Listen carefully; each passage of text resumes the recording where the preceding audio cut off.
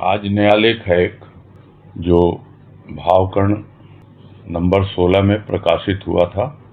इसका शीर्षक है मन। और ये हम सब जान ही रहे हैं, पता है कि सुलोचनाबाई अर्थात मौसी जी के लेख चल रहे हैं पिछले 30-35 दिनों से। तो ये शीर्षक है मन। और मन के बारे में क्या बताया जाए या क्या ना बताया जाए, हम सब मन से परिचित हैं, इसलिए ज़्यादा कुछ न बोलते हुए यही देखते हैं कि मौसी जी क्या समझा रहे हैं हम लोगों को। शुरू करते हैं कि मन है मनमाना, कभी न माना कहना, बना रहा दीवाना। दीवाना मन अबाध गति से दौड़ रहा है। सुनता यदि मनमोहन की बांसुरी तो कुछ क्षण के लिए शांत होता, फिर कहता मुझे कुछ होना है। विवेक को साथी न बनाया। बुद्धि कुछ अंशों में साथी का कार्य करती है, किंतु यदि वह भी विपरीत जचती तो उसका साथ भी छोड़ अपना दौरा प्रारंभ करता है। यह गति कहीं कहीं मन के सुख का कारण भी बनती तथा कहीं दुख का। अधिकतर तो दुख ही प्राप्त होता इस दौरे में। सुख और दुख मान्यता पर अवलंबित थे, किंतु मन तो न मान्यता को स्थान देता न हृदय को। और इसमें यही कहना चाह रहे हैं, जो हम सब भी जानते हैं कि मन अपनी मनमानी करता है, यानी जो उसको अच्छा लगता है, पसंद आता है, वो उसी के अनुसार चलता है। और यदि कोई उसे समझाए भी, बतलाए भी, कुछ प्रयास भी करे रास्ते पर लाने का, तो भी वो उसकी सुनता नहीं, कभी उसका कहना मानता नहीं है। और जिस तरह दीवाने होते हैं, पागल होते हैं, लगे रहते हैं अपनी ही धुन में, अपनी ही क्या कहें उसको, सनक में घूमते रहते हैं, कुछ होश होते नहीं उनको, तो वो मन की अवस्था है। अपनी मनमानी करता रहता है और दीवानों की तरह बदहोश सा घूमता रहता है। कोई उसको समझाना चाहे, मनाना चाहे, कुछ कहे तो उसकी सुनता भी नहीं। और यह दीवाना मन, जिसकी गति कोई रोक नहीं पाया आज, उसकी गति अबाध है। अबाध यानी कोई बाधा दे ही नहीं सकता उसमें। और उस गति से वो दौड़े जा रहा है। कहाँ जा रहा है किसी को पता नहीं।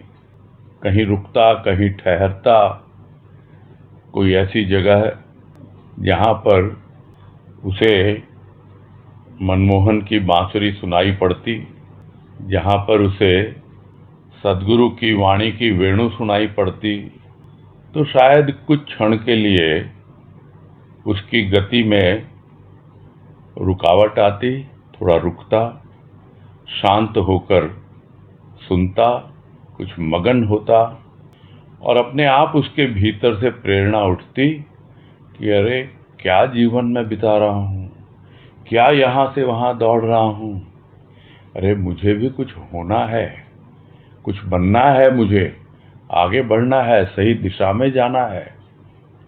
तो जब शांत होता तब समझ में आता कि मुझे कुछ होना है। किंतु ऐसे में यदि विवेक उसका साथ दे तब ना, तो विवेक जब साथ दे तभी कुछ बात बनती है। तो विवेक को साथी बनाया नहीं, और उसकी जो बुद्धि है वो तो है, उसमें विवेक है भी कि नहीं है बुद्धि में, और अगर है तो क्या उसकी बात मानते हैं।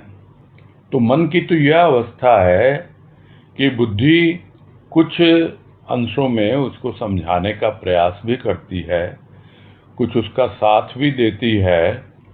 तो यदि उसको पसंद आए तो ठीक है, तब तो शायद कुछ विचार करेगा वो, किंतु क्या विचार करेगा, विवेक तो है नहीं। किंतु बहुत बार तो ज़्यादातर यही होता है कि उसको बातें जचती नहीं है। वो जैसा सोचता है, जैसी उसकी मान्यता है, जिस तरह से जीवन जी रहा है, उसके बिल्कुल ऑपोजिट लगती है, उसको बातें विपरीत लगती हैं, तो फिर वो बुद्धि के भी नहीं सुनता है, उसका भी साथ छोड़ देता है और अपना दौरा प्रारंभ करता है, यानी फिर वही चक्कर, वही गति।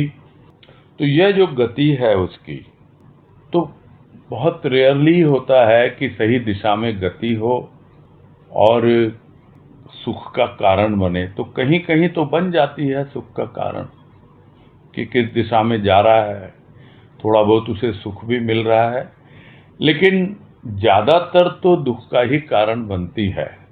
तो कहीं कहीं मतलब रेयरली, और कहीं यानी ज़्यादातर दुख का ही कारण बनती है। यह जो गति चल रही है उसकी, जो वो घूम रहा है, जो उसका दौरा है। तो एक तो दौरा हुआ घूमना फिरना, दौड़ना, दौड़ धूप करना, और एक दौरा हुआ जैसे कोई बीमारी होती है उसका दौरा पड़ता है, वैसे ही मन को दौरा पड़ जाता है। फिर वो किसी की सुनता नहीं है, वो मन इतना उस दौरे के अधीन हो जाता है, बस मुझे तो वही करना, और वही तो है उसकी सनक, वही तो है उसका दीवानापन कि बस मुझे तो यही करना। तो ऐसे में क्या होगा? अधिकतर तो दुख ही प्राप्त होगा ना। कभी कभी मिल गया सुख तो मिल गया, किंतु ये भी कहते हैं लोग कि भाई मानो तो सुख है और मानो तो दुख है, नहीं तो फिर क्या है, सुख दुख कोई है ही नहीं। तो सुख दुख थे तो मान्यता पर अवलंबित, उसी पर आधारित थे, उसी का सहारा लेके आगे बढ़ रहे थे, किंतु मन तो मान्यता को भी स्थान नहीं देता। तो यहाँ मान्यता से मतलब क्या है, टिकता नहीं है एक जगह पर। वो एक जनरल मान्यता होती है जिसको हम साधारण भाषा में कहते हैं कि वो एक चलन होता है समाज में। समाज में इसकी मान्यता है कि नहीं, लोग स्वीकार करेंगे कि नहीं, लेकिन मन उसको नहीं मानता। उसमें यदि पागलपन, दीवानापन छाया हुआ, वो किसी की बात नहीं सुनता। वो समाज की जो मान्यताएं हैं उसको भी दरकिनार करके अपनी मनमानी ही करता है। तो मन मान्यता को भी स्थान नहीं देता है और न ही स्थान देता है अपने हृदय को। क्या कहेगा हृदय?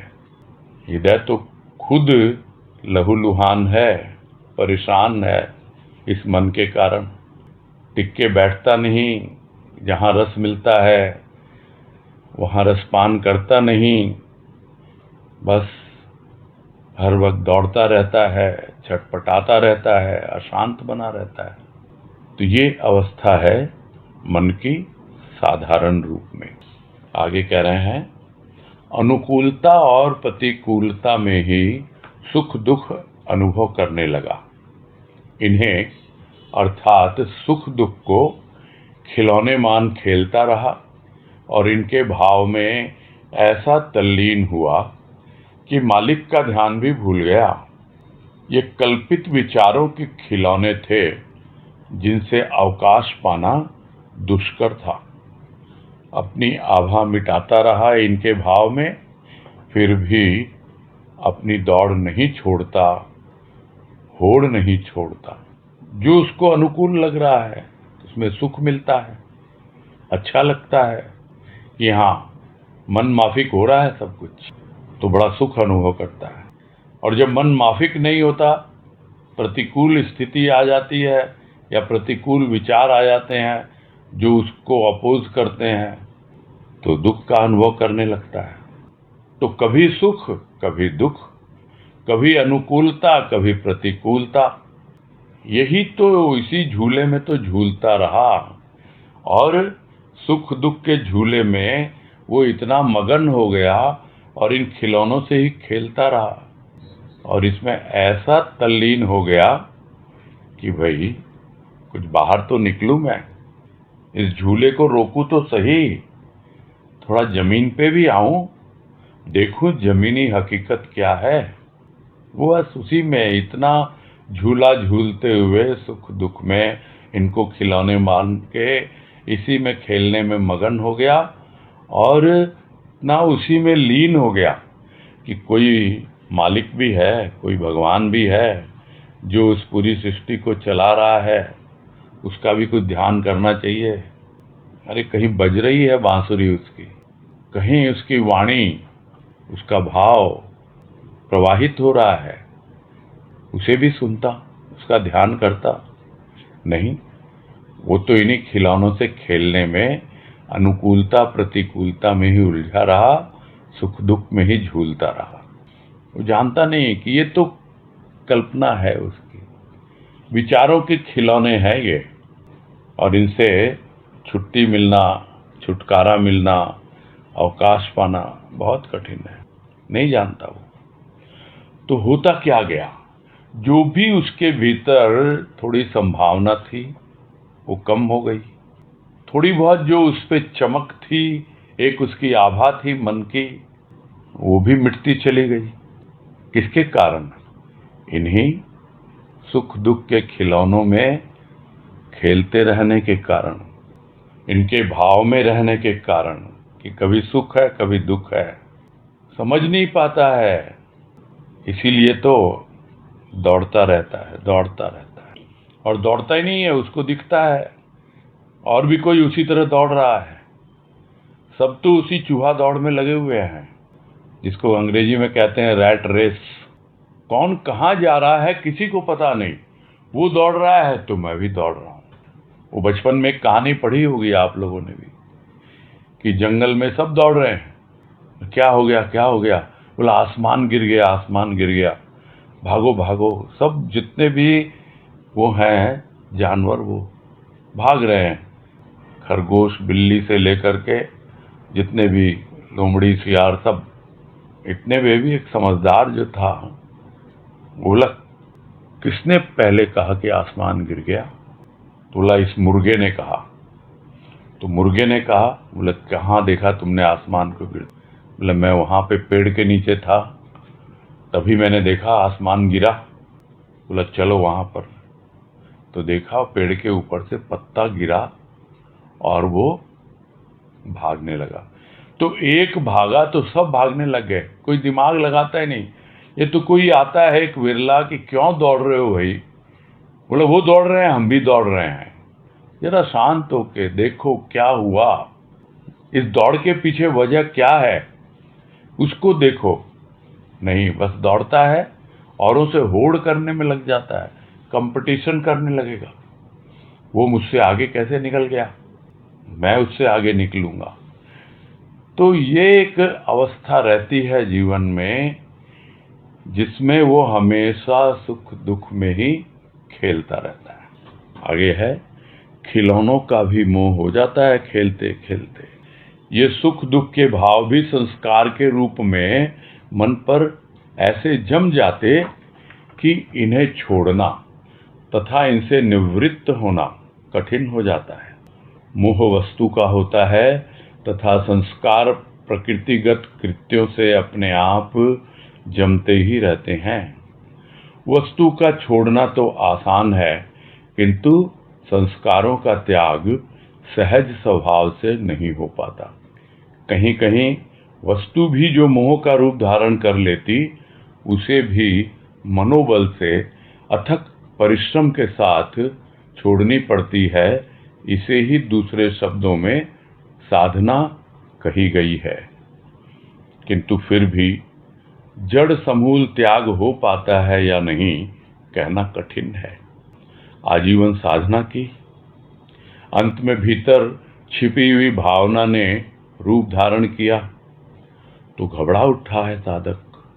कामनी कांचन का त्याग मौखिक रूप में सर्वसाधारण साधक के लिए सहज सा हो गया है, किंतु यदि दिल से स्वभावतः त्याग हो पाता तो जीवन में त्याग का एक रूप आता। तो जब खेल रहा है जिन खिलौनों से, जो उसके जीवन में अनुकूलता और प्रतिकूलता लाते हैं, जो उसके मन को खुश करते हैं सुख आ जाता है, मन को परेशान करते हैं दुख आ जाता है। तो इस तरह है, उनसे खेलते खेलते तो ये सुख दुख इनके भाव ही तो संस्कार के रूप में जमेंगे। हमारे अंतःकरण पर वो जम जाते हैं, मन के ऊपर इस तरह जम जाते हैं कि इनसे छुटकारा पाना बहुत कठिन हो जाता है। छोड़ना चाहे तो भी छूटते नहीं है। क्यों? क्योंकि उनको उन वस्तुओं के द्वारा जिससे उनको सुख मिलता है, वो इससे इतना अटैच्ड हो जाते हैं, इतना उससे जुड़ जाते हैं, इतना मोह हो जाता है कि वो वस्तु या व्यक्ति या कुछ भी जो है वो अगर छूटे उससे तो वो छोड़ने को तैयार नहीं होता है। इसीलिए छूटना बहुत कठिन है। और इनसे निवृत्त होना क्या है? पूरी तरह छोड़ देना। वो तो बहुत ही कठिन, क्योंकि वो जान नहीं पाता है कि जिन वस्तुओं के साथ मेरा इतना लगाव है तो वो संस्कारों का रूप धारण कर रहे हैं। और ये प्रकृति का स्वभाव है, यानी प्रकृति नेचर का नेचर है ये। हम कुछ भी न करें तो भी पता नहीं, सब खिड़की दरवाजे बंद हैं, कहाँ से धूल जम जाती है घर में, पता ही नहीं लगता। वैसे ही है, पता ही नहीं लगता। बंद नहीं, या तो खिड़कियां खुली हुई हैं, प्रकृति अपना कार्य किए जा रही है, मन के दरवाजे खिड़की सब खोल रखे हैं, और आ रही है धूल मिट्टी, तरह तरह के सुख दुख के रूप बन रहे हैं। और उन्हीं प्रकृतिगत कृत्यों से, माने उन्हीं कार्यों से अपने आप संस्कार जमते चले जाते हैं। उसके लिए कुछ करना नहीं पड़ता। यानी जो जैसे कार्य में हम लिप्त रहेंगे, जिनसे हम हमेशा जुड़े रहेंगे, जिन विचारों से, भावों से, जिस तरह की हमारी जीवन शैली होगी, तो कोई संदेह है ही नहीं किसी को कि हमारा भी नेचर वैसा ही होता है। और वो नेचर बड़ा नेचुरली, एक नेचुरल वे में संस्कारों के रूप में जमता चला जाता है। और ये संस्कार कोई अभी के जमे हुए हैं, पता नहीं कब के जमे हुए। तो करता क्या है? ध्यान देता है या किसी से सुनता है कि भाई देखो, ये वस्तु से तुमको मोह हो गया है, तुम बहुत ज्यादा इससे अटैच्ड हो गए हो, छोड़ो छोड़ो इसको। तो सुनता भी है तो छोड़ना थोड़ा उसको मुश्किल तो लगता है, फिर भी शायद छोड़ पाए। तो उसको छोड़ना तो फिर भी आसान हो जाता है। किंतु वस्तु तो चली गई, वो तो स्थूल रूप था। वो भीतर में जो उसका अटैचमेंट, जो संस्कारों के रूप में जम गया उसके भीतर, उसका क्या सहज रूप से त्याग हो पाता है? नहीं हो पाता। उसको तो कुरेद के उठाना पड़ेगा, तब जाके निकलेंगे वो संस्कार।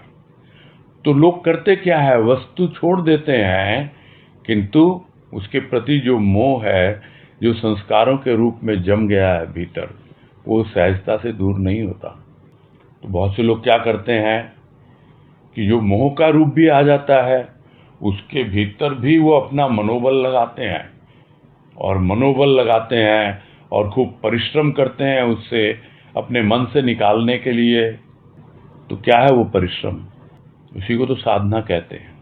लोग साधना करते हैं मन से निकालने के लिए, उस मोह को जो संस्कारों के रूप में जम गया उसको हटाने के लिए। किंतु फिर भी क्या वो पूरी तरह जड़ से उखाड़ के फेंक दिया जाता है? पता नहीं किसी को। कहना कठिन है। कहना कठिन इसलिए है कि कहां तक उसकी जड़ें फैली हुई हैं। अरे ये तो एक बरगद का पेड़ बन जाता है संस्कार, इस रूप में फैलता ही जाता है, फैलता ही जाता है। अंदर तो जड़ें भेजता ही भेजता है। अपनी डालों से जो ऊपर दिखाई पड़ रही हैं, उन डालों से भी वो जमीन के अंदर छेद करके अपनी जड़ें भेज देता है। ये है मन का हाल। कितना मनोबल लगाएगा, कितनी साधना करेगा, क्या समूल त्याग हो पाता है? बहुत कठिन है ऐसा होना। तो इसीलिए लगे तो रहते हैं लोग साधना में, सारे जीवन भर साधना की, लेकिन समूल नष्ट तो हुआ नहीं। तो क्या आया? हाँ, तो ये बात है कि वो मनोबल से साधना के द्वारा हटाता तो है उसको पूरी तरह, किंतु समूल नष्ट नहीं हो पाता है, पूरी तरह से छूट नहीं पाता है। जिसको कहते हैं जड़ से उखाड़ के नहीं फेंक पाता है। तो जीवन भर साधना तो की, किंतु अंत में वो जो भीतर दबी हुई रह गई भावना, उसका क्या रूप बनेगा? हो सकता है कुछ ऐसा रूप धारण करे। तो घबरा उठता है साधक उसको देख करके, ये क्या हो गया? अरे मैंने तो त्याग कर दिया था, मैंने तो छोड़ दिया था इसको, अब ये कहां से आ गया? तो लोग साधारण रूप में बोलते हैं कि कामनी कांचन का त्याग करो, मुंह से तो बोल देते हैं, और सब लोग यही कहते हैं कामनी यानी स्त्री प्रसंग मत करो, कांचन यानी धन दौलत रुपया पैसा, उसका त्याग करो। तो मौखिक रूप से तो बोल देते हैं। तो बोलना तो बहुत सहज है, किंतु दिल से, अपने स्वभाव से, यानी उसका नेचर ऐसा हो जाए, उससे त्याग हो जाए, तब मालूम पड़े कि त्याग होता क्या है। तब त्याग का एक रूप बनता है, जिसको गुरुदेव ने कहा वाणी में कि कामिनी का त्याग करूं या कामना का, कांचन का त्याग करूं या अकिंचन बनूं, क्या कहूं, बातें ही बातें हैं। तो लोग बातें ही बातें बनाते हैं। अरे कामनी का त्याग क्या करोगे तुम तो कामना का त्याग करो। तो कामिनी तुम्हारे आसपास है भी और तुम्हारे भीतर कामना ही नहीं है, तो फिर क्या है? होते हुए भी उसका कोई अस्तित्व नहीं है। कांचन का त्याग करूं या अकिंचन बनूं, कि मैं तो कुछ भी नहीं प्रभु, अकिंचन भाव से जी रहा हूं, ये सब कुछ दिया हुआ तुम्हारा ही तो है। रुपये पैसे का क्या त्याग करना है? त्याग तो उसके मोह का करना है, कि जितना उसको उससे लोभ हो रहा है रुपये पैसे से, उसका त्याग करना है। ये तुम्हारा दिया हुआ, तुम्हारी दौलत है, ये तुमने मुझे काम में लेने के लिए दी है, मैं तो कुछ भी नहीं, मैं तो अकिंचन भाव से तुम्हारी सेवा कर रहा हूं। तब भीतर से त्याग का एक रूप बनता है। और नहीं तो मौखिक रूप से तो सबके सामने बोल दो, साधक तैयार है, हाँ हमारे लिए सही है, हमने तो छोड़ दिया जी, हम कोई स्त्री प्रसंग में नहीं है, हम तो घरबार ही छोड़ के आ गए, और रुपया पैसा हमारे पास जो थोड़ा बहुत था वो तो हमने दे दिया, आश्रम को दान कर दिया, बस हम तो यहाँ आके बड़े आराम से रह रहे हैं और खूब साधना कर रहे हैं सुबह शाम एकदम। तो क्या मन आ गया रास्ते पर? पता नहीं कब क्या खेल दिखाएगा यह मन। तो यह बात समझना बहुत आवश्यक है कि समस्या मन की है और मन के साथ ही कुछ करना है। और यदि त्याग किया भी है तो क्या वो बिल्कुल पूरी तरह से त्याग हो गया? आपके नेचर में से निकल गया? वो है ही नहीं आपके नेचर के भीतर।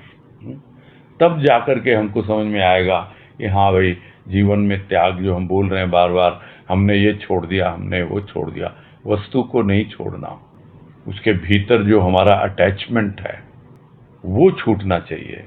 जो हमारा उससे लगाव है, जो जुड़ाव है, लोभ के रूप में, मोह के रूप में, कामना वासना के रूप में, वो जब तक नहीं छूटता तब तक त्याग हमको समझ में नहीं आता।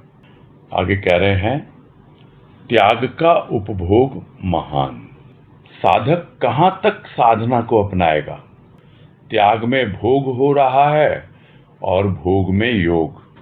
जीवन की अवधि कम, साधना अधिक, भोग में योग है, अतः सुयोग प्राप्त न हुआ प्रिय मिलन का।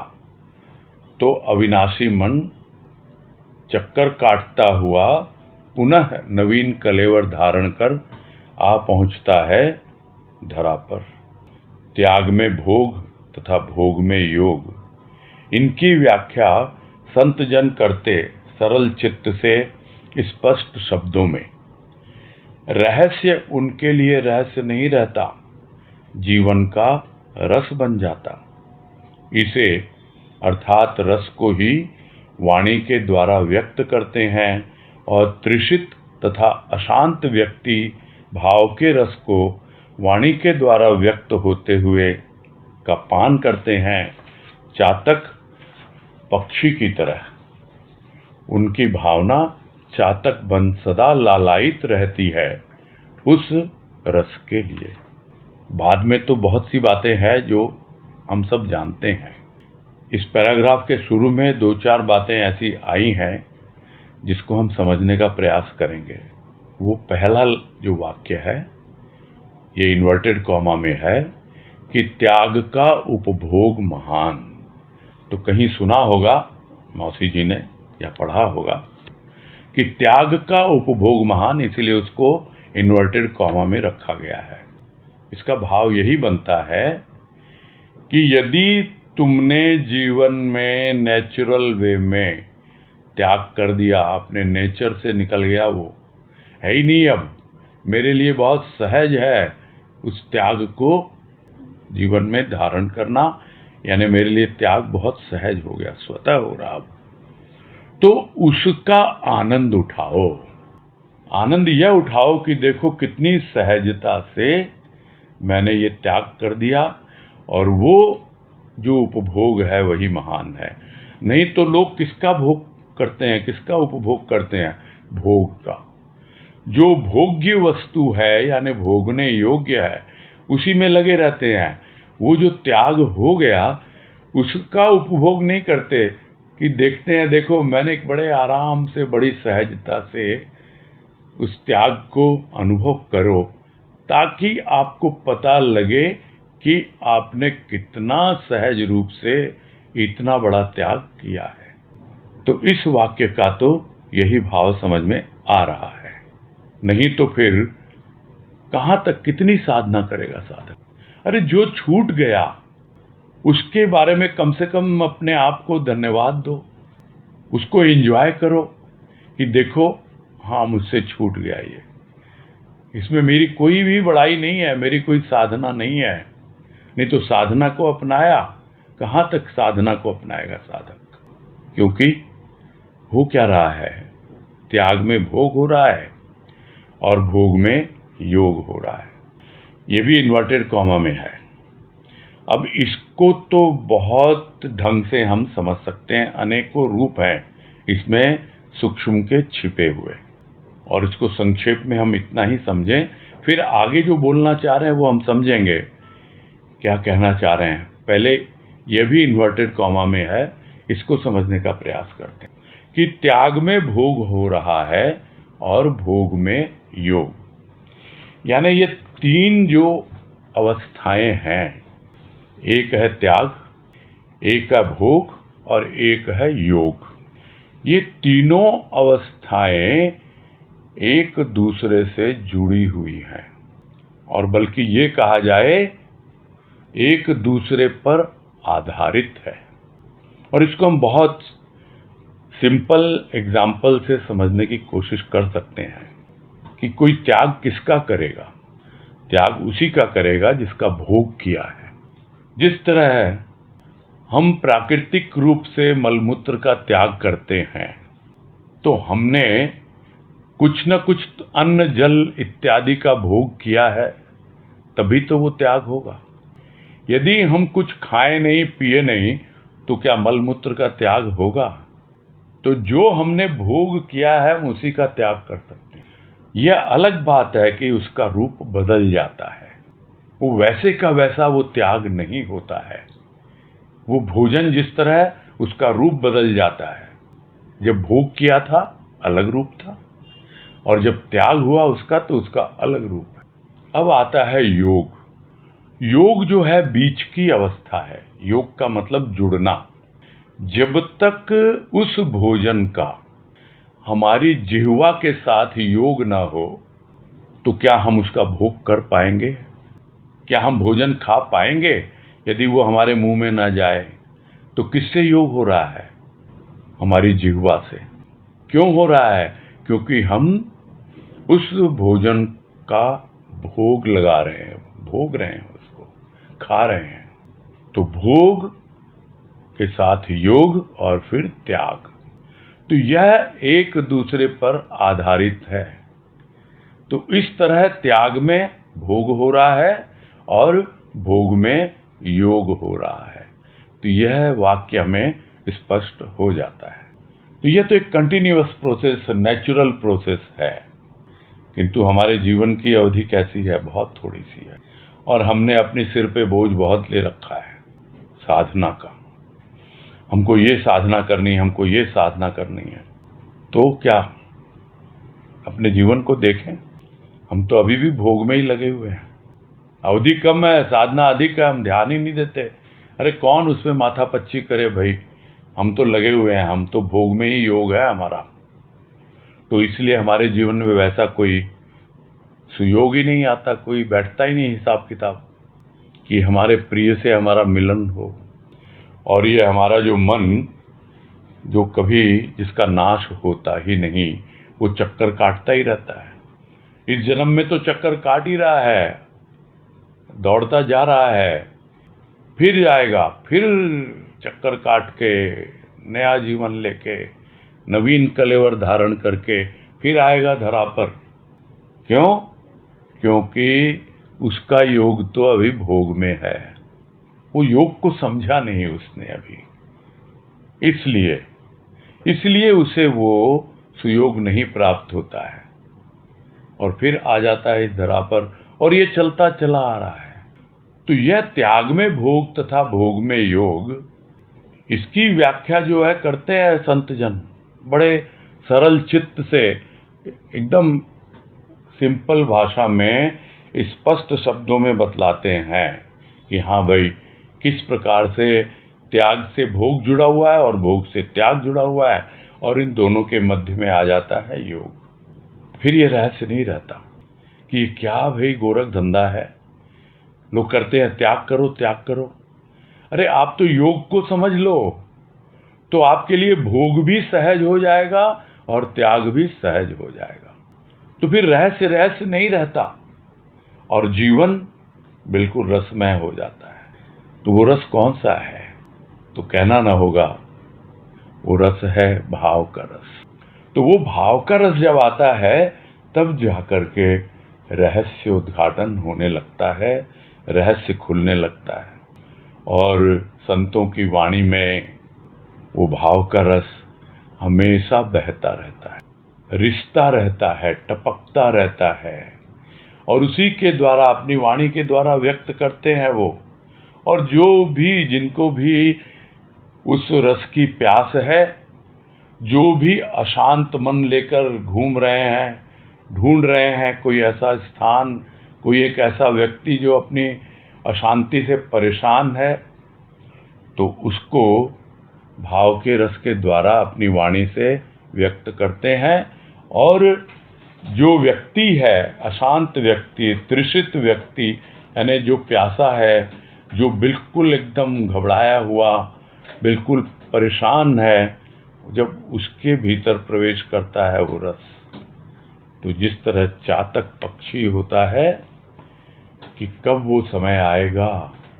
लोग कहते हैं स्वाति नक्षत्र जो होता है, उसमें जो बूंद पड़ती है, तब वो चातक उसको ग्रहण करता है। तो कब वो संयोग बैठा, कब वो सुयोग जीवन में आया, तब जाकर के अनुभव में आता है कि अब मेरा उससे योग हो रहा है भाव से, और मैं भाव का रसपान करता हूँ। तो इस तरह उनकी भावना में हमेशा वो लालायित रहते हैं, हमेशा तैयार रहते हैं कि कब मुझे ऐसा अवसर मिले कि मैं संत की वाणी का रसपान करूं, उसमें जो छिपा हुआ उसका भाव है उसका रसपान करूं। हमेशा उनकी भावना में वो चातक का रूप बना रहता है, जो हमेशा प्यासा बन के घूमता रहता है।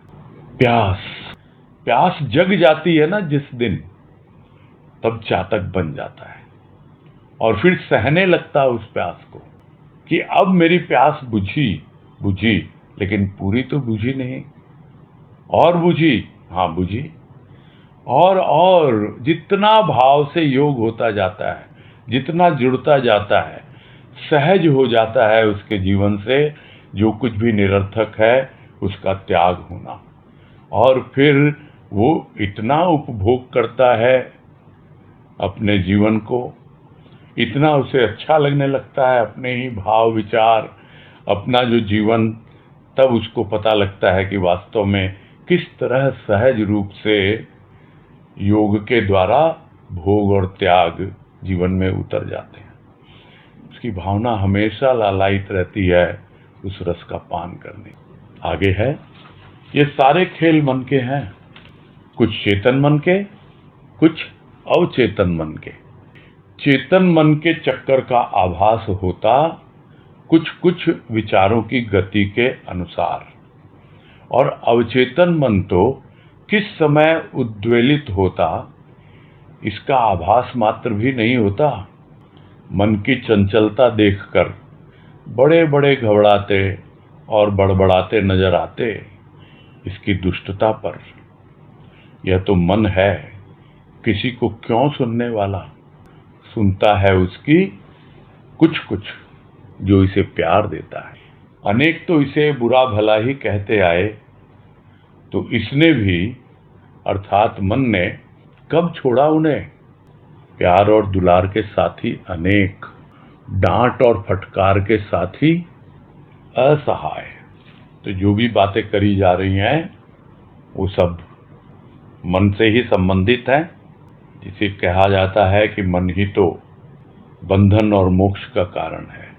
बंधन लोग भोग को मानते हैं और मोक्ष त्याग को मानते हैं, किंतु उसके लिए क्या चाहिए? उसके लिए चाहिए मन का उससे योग हो, उस भाव से योग हो।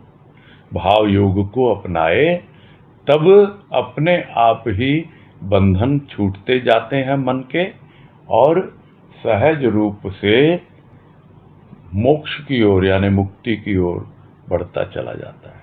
तो ये सारे खेल मन के ही हैं। मन के तो कई धरातल हैं, उसको कई अवस्थाओं के रूप में भी वर्णन किया गया है।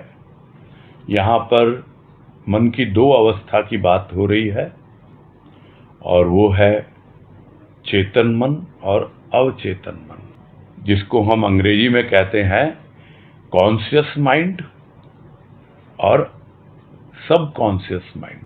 सबकॉन्शियस यानी अवचेतन, कॉन्शियस यानी चेतन, चेतन यानी जो जागा है, जगा हुआ है।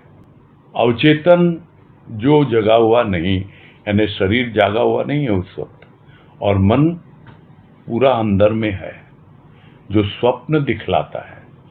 तो उसी को दूसरी अवस्था बताई है, उसको कहते हैं स्वप्न। एक है जागृत अवस्था, दूसरी है स्वप्न की अवस्था। एक और अवस्था बताई गई है और वो है सुषुप्ति की अवस्था। सुषुप्ति यानी गहरी नींद, और गहरी नींद जब होती है उस वक्त मन जो होता है वो अचेतन होता है, यानी चेतन मन, फिर अवचेतन मन, और उसके बाद अचेतन मन, यानी चेतन है ही नहीं। और वो कहा जाएगा कॉन्शियस माइंड, सबकॉन्शियस माइंड और अनकॉन्शियस माइंड। ये तीन अवस्थाएं, जागृत, स्वप्न और सुषुप्ति। कुछ संतों ने और एक अवस्था बताई है, वो है तुरिया। तुरिया यानी इन तीनों से ऊपर, और उसको हम यदि समझें मन के हिसाब से तो वो कहलाएगा अति चेतन अवस्था, यानी चेतन, अवचेतन, अचेतन, और सबसे ऊपर है अति चेतन। कॉन्शस, सबकॉन्शस, अनकॉन्शस और फिर सुपर कॉन्शस। तो इस तरह चार धरातल होते हैं मन के। यहाँ बातें हो रही है चेतन और अवचेतन की, यानी कॉन्शस और अनकॉन्शस के बाद। तो चेतन मन के चक्कर का आभास तो होता है कुछ कुछ, क्योंकि उस वक्त चेतन है, जागृत है वो अवस्था। कुछ कुछ विचारों की गति हमको पता लगती है कि किस तरह से यह चेतन मन जो है चक्कर काट रहा है। यानी जागृत अवस्था में थोड़ा हम शांत होकर बैठते हैं, दृष्टा भाव से देखते भी हैं, तो विचारों की गति हमको पता लगती है मन की। और अवचेतन मन को कैसे देखा जाए? हम देखते हैं, अपनी इच्छा अनुसार नहीं देख सकते। वो स्वप्न दिखलाता है, उस वक्त तो हम कोई कंट्रोल ही नहीं है हमारा। वो अवचेतन जो स्वप्न की अवस्था है, उसमें हमको पता ही नहीं लगता कुछ। किंतु क्या हम जब जागृत हैं तो हमारा अवचेतन बिल्कुल भी काम नहीं करता? करता है। वो सबकॉन्शियस तो रहता ही है उस वक्त भी। तो वो किस वक्त क्या खेल दिखलाएगा, उसके बारे में किसी को पता नहीं है।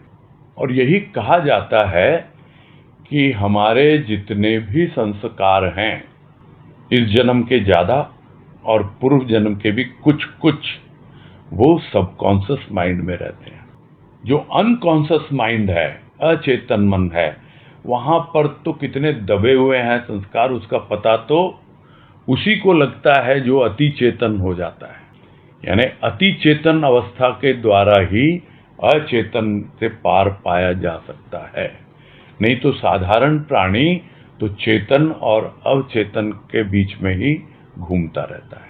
तो यह अवचेतन को भी समझ में नहीं आता है, किस वक्त उद्वेलित हो जाएगा, यह किस वक्त अपना खेल दिखलाएगा, पता ही नहीं लगता है। आभास मात्र होता ही नहीं उसका कि कब ये मेरे भीतर से कौन सी चीज ऐसी आ जाए। तो ये उस वक्त मन इतना चंचल हो जाता है, तो बहुत बड़े बड़े लोग इसको देख के घबरा जाते हैं, ये क्या खेल है भाई। और फिर नाराज भी होते हैं मन पर, बड़बड़ाते भी हैं कि ये क्या मन है भाई तू, क्या दुष्टता दिखा रहा है। तो बहुत गुस्सा भी करते हैं इस पे, बड़बड़ाते भी है, किंतु घबराते भी हैं, अरे कब ये दिखा दे अपना रूप। तो यह मन है, चाहे आप इससे घबराएं या इस पे बड़बड़ाएं, यह किसी की सुनने वाला नहीं। अगर सुनेगा किसी की ना, तो थोड़ा सा उसे प्यार से जो पेश आएगा उसी की। इसीलिए तो मन को बच्चा कहा जाता है। कितना ही बच्चे पे बड़बड़ाते रहो, क्या वो सुनने वाला है? किंतु जब प्यार से उससे कुछ बात करते हैं तब कुछ कुछ सुनता है वो। तो जो उससे प्यार से बात करता है या उसे प्यार देता है, तब कुछ कुछ सुनता है। किंतु ज़्यादातर लोग तो इसको भला बुरा ही कहते हैं, यानी इस पे बड़बड़ाते ही रहते हैं, इससे नाराज ही होते रहते हैं और इसको कोसते ही रहते हैं भीतर ही भीतर। तो क्या मन उनको छोड़ देता है क्या? उनको भी खूब नाच नचाता है, खूब दिखलाता है। कब छोड़ा उनको मन ने? अरे भाई, ये तो सिंपल सी बात है कि तुम किसी से प्यार करोगे तो और न जाने कितने लोग आ जाएंगे उस प्यार को अनुभव करने के लिए। दो चार विचारों को प्यार करो, मन को प्यार करो, उसके साथ दुलार के साथ पेश आओ, तो पता लगता है, सब आके सुनने लगते हैं कि हाँ भाई, ये तो अच्छी अच्छी बातें कर रहा है, हमको सुनना चाहिए। तो मन फिर एकाग्र होना शुरू हो जाता है। एकाग्र होता क्या है? जो मन के विचार भाग रहे हैं, मन चक्कर काट रहा है और इतना कुछ उसमें घटित हो रहा है, सब मालूम पड़ जाता है जब प्यार से पेश आते हैं। तो दुनिया में भी देखा है, जब किसी से प्यार से पेश आएंगे तो फिर देखते हैं सब सुनने को तैयार हो जाते हैं। लेकिन जब डांट फटकार करते हैं तो कौन आता वहां पर? कोई नहीं। सुन भी लेता है, असहाय होकर के बच्चा सुन लेता है, क्या कोई जवाब भी दे देते हैं कभी कभी, तो नहीं तो क्या करेंगे? हेल्पलेस, असहाय, कुछ कर भी नहीं सकता मन। डांटते रहो उसको, बोलते रहो देखो मैंने कितनी साधना की, कितना तुमको साधा है किस ढंग से, और तुम सुनते ही नहीं। तुम अभी भी ऐसे ही खेल दिखला रहे हो अपने, जैसे बच्चे को समझाते रहते हैं माता पिता कि भाई देख तू कितना कर रहे हैं तुम्हारे लिए, खूब डांटते हैं फटकारते हैं, फिर भी बच्चा तो अपनी मनमानी ही करता है। किंतु जब प्यार से उसको समझाया जाए तब उसको थोड़ा थोड़ा समझ में आता है। नहीं तो मन के खेल है ये। ज़्यादातर तो अवचेतन का है, जिसको समझना और मुश्किल। हाँ, चेतन में ही दौड़ता रहेगा तो कैसे समझ पाए। आगे है अरुदाय विचारों की माला मन बनाता है अपने प्रिय के लिए। मन स्वयं सूत्र बन अनेक विचारों के सुमन स्वयं में पिरोकर प्रिय के गले में अर्पित होता और प्रिय के हृदय की शोभा बढ़ाता। माँ की गोद बच्चे से शोभित है, प्रभु का हृदय प्यारे अर्थात भक्त के भावों से दैदीप्यमान।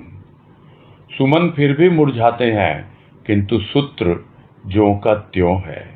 विचार बदलते रहते हैं जीवन गति के अनुसार, किंतु मन तो बदलता नहीं। मन बदलता है जब प्यार के रंग में रंग जाता।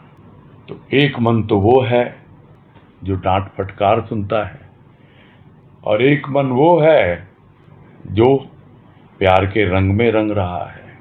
अब वो मन बदल गया।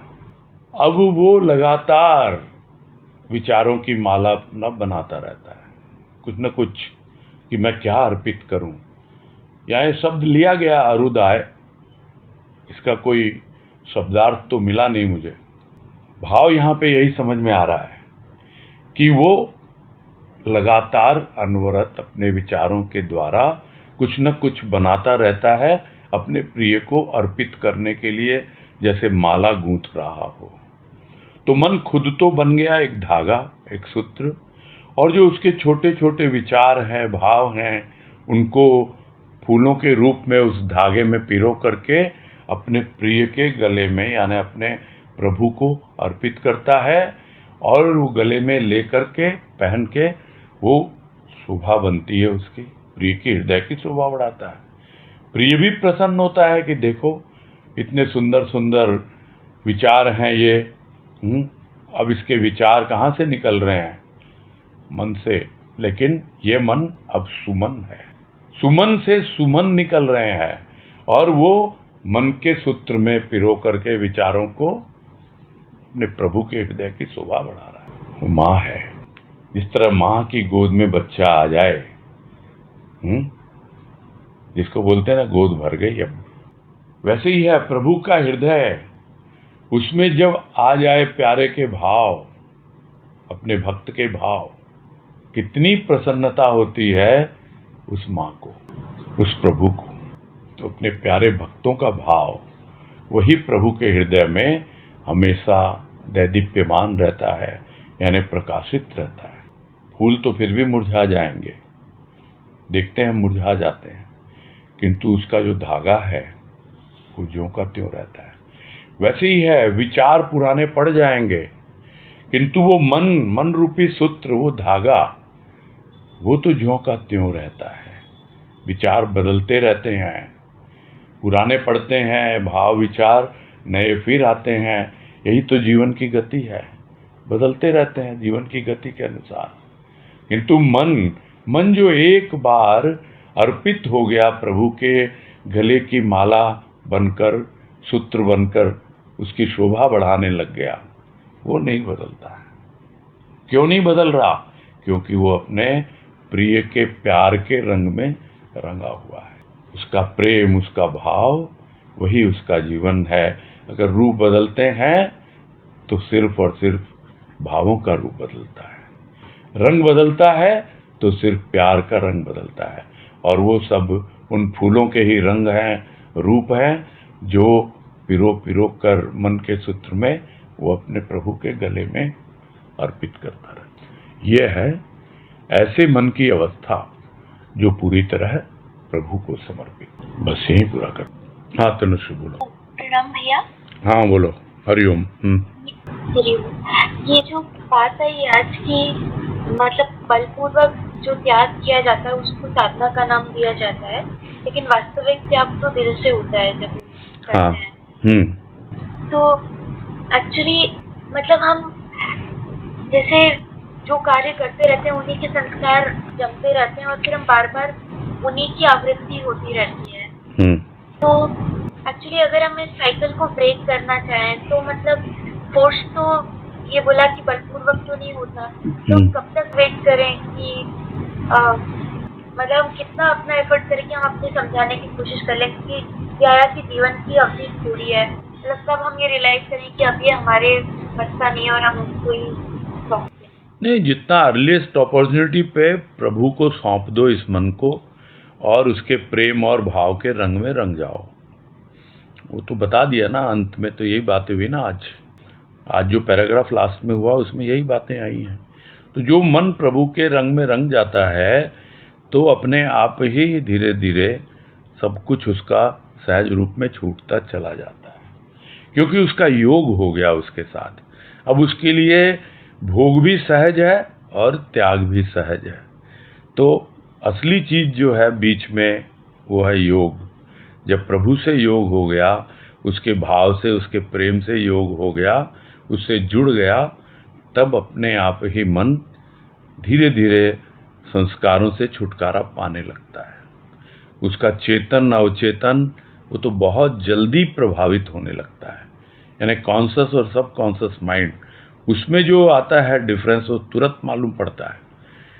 जो खुली आंखों से जो कुछ भी हम करते हैं, मन को देखते हैं या जो भी कार्य करते हैं, उसमें हम देखते हैं हमारी लाइफस्टाइल एकदम चेंज हो गई है।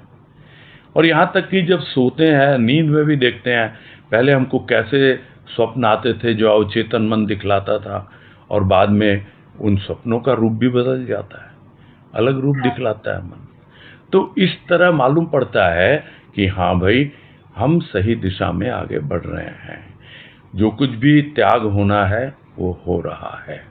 ठीक है। हाँ, बात याद आ गई, आपने बोला था हमें अंधेरों से नहीं की तरफ बढ़ना। जी हाँ, जी हाँ, अपने आप दूर हो जाएगा। हाँ, हरिओम। हरिओम। मधु अग्रवाल। हरिओम भैया, प्रणाम भैया। हाँ, कहाँ से है?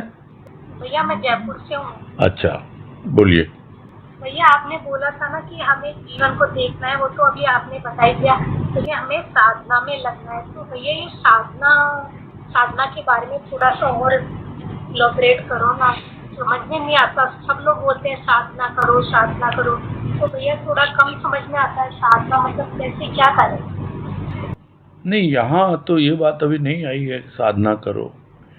यहाँ तो बल्कि ये आया है कि जो लोग साधना करते हैं और साधना के द्वारा मन को सोचते हैं कंट्रोल कर लिया, और हमने तो छोड़ दिया, त्याग कर दिया, फिर मालूम नहीं अवचेतन में कहाँ क्या चीज़ होती है, वो अपना खेल दिखलाती है और एकदम से उत्तेजित हो जाता है, प्राणी उद्वेलित हो जाता है, क्या अवस्था उसकी बन जाती है। तो उसका तरीका तो यही है कि आप अपने मन को प्रभु के प्रेम और भाव में रंगें। साधना क्या करनी है? बैठना है उसके सामने, खूब आराम से मन को रस देना है। जो चीज़ मन मानता नहीं है जल्दी से, यही है ना, अभी आदत गलत पड़ी हुई है, वो पुराना अभ्यास, इसकी वजह से ही समस्या है। और इसके लिए तो एक छोटी सी कहानी मैं हमेशा बोलता रहता हूँ, सुनी होगी आप लोगों ने, कि भाई ये क्या है, मन जो एक गाय की तरह है। जैसे गाय जो है खुला छोड़ दो, वो इधर उधर घूमती रहती है, सब उल्टा सीधा कूड़ा कचरा सब कुछ खाती रहती है, यहाँ वहाँ मुंह मारती रहती है। ये आदत पड़ी हुई है मन को। उसका मालिक क्या करता है? उसको खूंटे से बांधता है और उसके सामने अच्छा भोजन रखता है, हैं? लेकिन उसको तो आदत वो पड़ी हुई है, वो फिर वो खूंटा उखाड़ने की कोशिश करती है। मालिक भी सोचता है कि क्या करे, अब थोड़ा बहुत जाने दो, तो थोड़ा ये खिलाता है, थोड़ा छोड़ता है।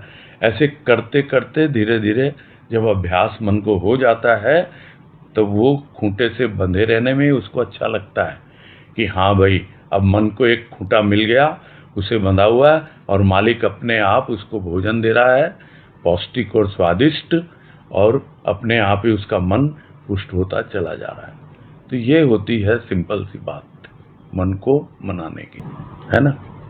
अभी और हरिओम। समय और है नहीं अभी, पूरा करते हैं।